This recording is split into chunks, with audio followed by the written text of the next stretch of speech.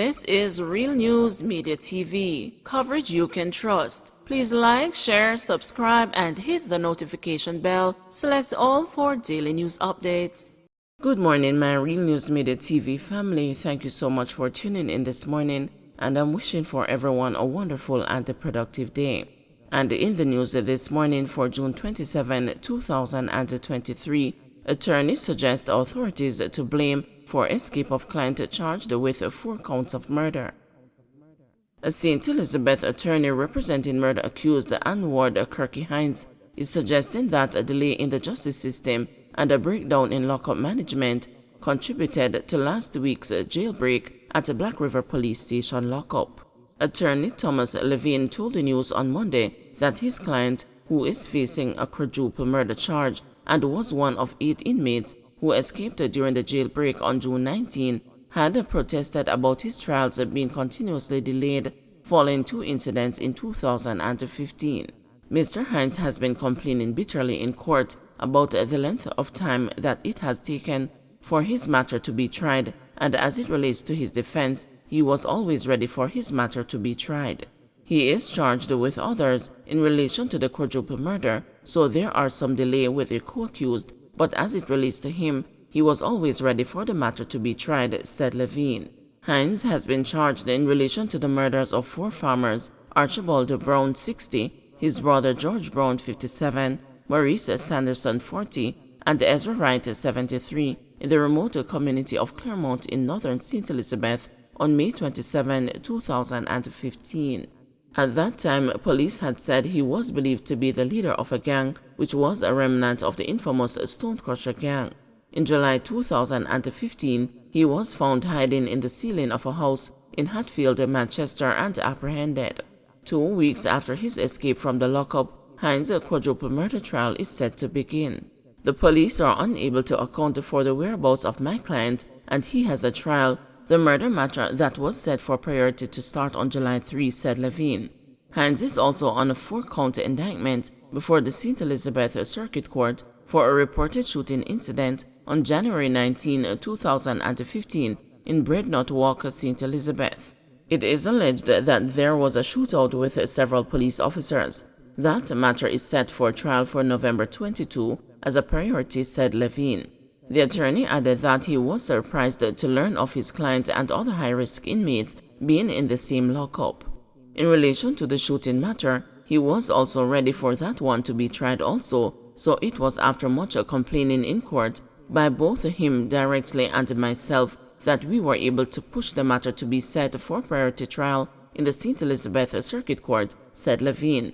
Last week, Monday, I got information that the police were unable to account for his whereabouts, but I was surprised because I know that based on the persons who they cannot account for, it would have been the normal practice for the police not to keep all these high-valued prisoners in one location, he added.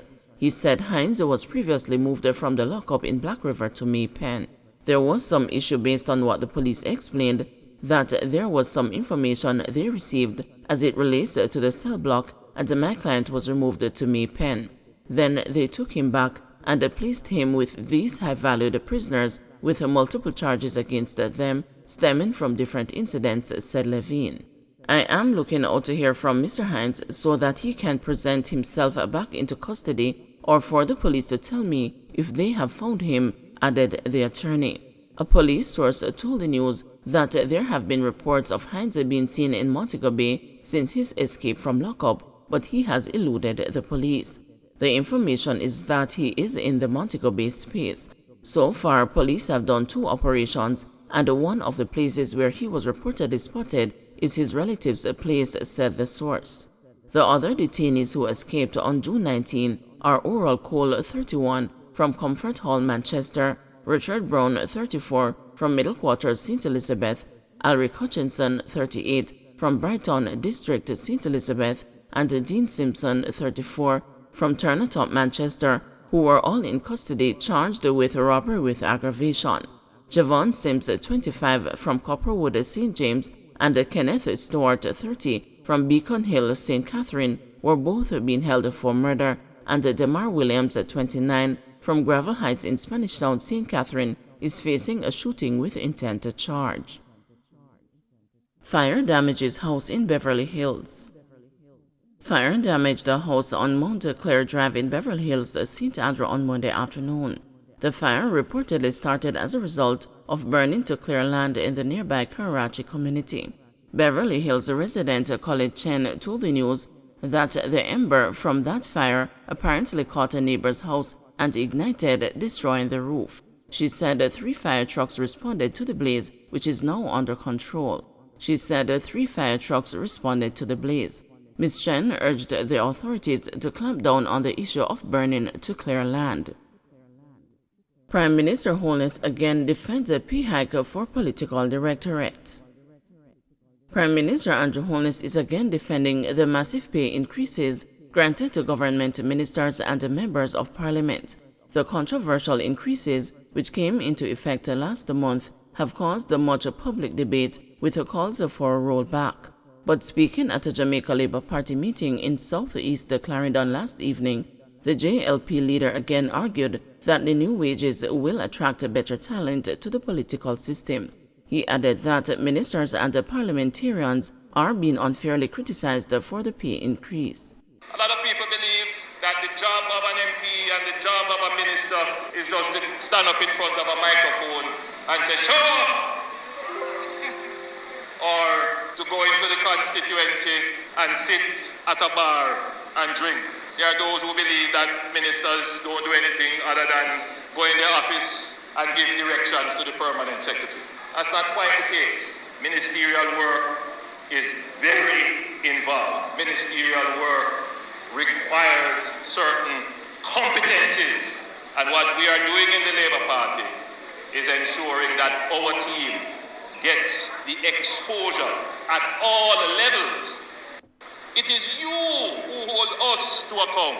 And what does it mean to be held to account? It means that the people who you give the authority must come to you and report to you how they have used the authority. That's the beginning of accountability. It is the situation, of course, that for many of us, we see politics as a means of getting a little something.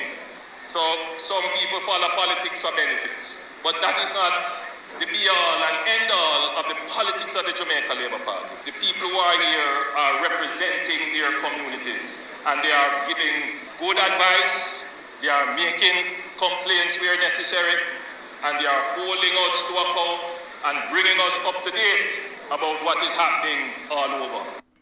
We have gone through a process to increase public sector pay. And if you follow what you hear on the news and on social media, it's as if people don't get anything. Let me start by saying on this point, I am not standing here saying that what you get as an increase is what you deserve, and that's the only thing. My view is that if I can pay the teachers more, I would pay them more. If I could pay the policemen more, I would pay them more. If I could pay the nurses more, I would pay them more. If I could pay the civil servants more, I would pay them more. I am the one that in 2008, as Minister of Education, when the teachers were promised that their pay should have been increased to 80% of market almost 5 years before, and it wasn't done. I am the one who went into cabinet under the leadership of Bruce Golding at the time and gave the teachers 80% of market. Don't forget to like, share, subscribe, and hit the notification bell. Select all for daily news updates.